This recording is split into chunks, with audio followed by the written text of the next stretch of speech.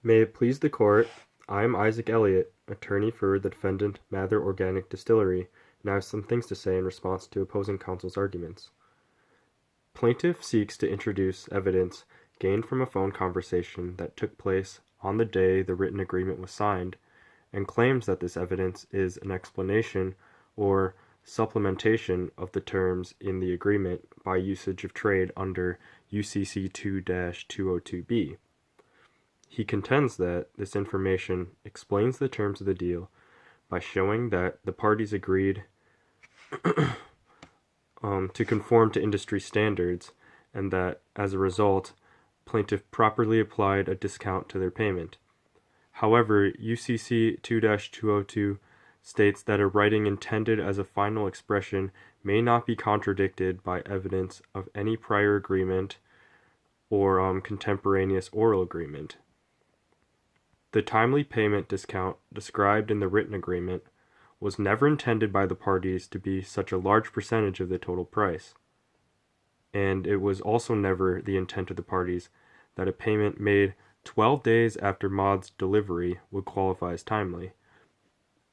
Evidence of a contemporaneous oral conversation falls within the scope of the parole evidence rule, and to allow introduction of this evidence that would contradict the terms in the written statement would frustrate the purposes of the parole evidence rule, and interpreting the terms as plaintiff would have us do leads to absurd conclusions. Plaintiff claims that any payment made before the 15-day due date is subject to a 15% discount, which means that plaintiff could pay mere hours or minutes before the deadline and still qualify for a substantial discount. Defendant would likely not have agreed to a deal on those terms, and there is nothing in the phone conversation, the record, or within trade codes that suggests that this practice has been regularly observed according to UCC 1-303, as opposing counsel suggests. Because plaintiff seeks to offer evidence that falls within the scope of the parole evidence rule to contradict what was intended by both parties in the written statement of terms that were agreed upon, this evidence is barred by the parole evidence rule. Opposing counsel also claims that expert testimony concerning experiences within the distillery industry are barred by the parole evidence rule. It is defendant's position that the language of the agreement, which calls for all natural gin without additives or human-made materials, is unambiguous and cannot be contradicted by extrinsic evidence. However, UCC 2-202A allows a party to explain or supplement the terms within a final expression by usage of trade. Here, plaintiff seeks to introduce expert testimony to explain the terms of the deal. Defendant seeks to introduce expert testimony to explain the terms of the deal, not contradict them.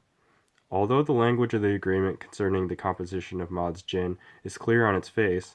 no natural product, whether it be gin or some other liquor, or fruits and vegetables, are without at least minuscule traces of additives or GMOs. Cross-contamination between plants grown with GMOs and those without can occur, and birds and wind are known to carry seeds containing GMOs as well, so any product that is derived from plants will contain, at a minimum, minuscule amounts of GMOs. Maud is a company that prides itself on all natural gin, and they do not use GMOs or additives when growing the juniper berries and other natural botanicals that are distilled into gin. However, neither they nor any other company in the distillery business can completely eliminate the existence of trace amounts of GMOs. This is commonly known within the distillery industry and the greater food industry, and provides context to what plaintiff and defendant intended when they finalized the terms of their agreement in writing. Because defendant seeks to introduce expert testimony to explain the terms of the agreement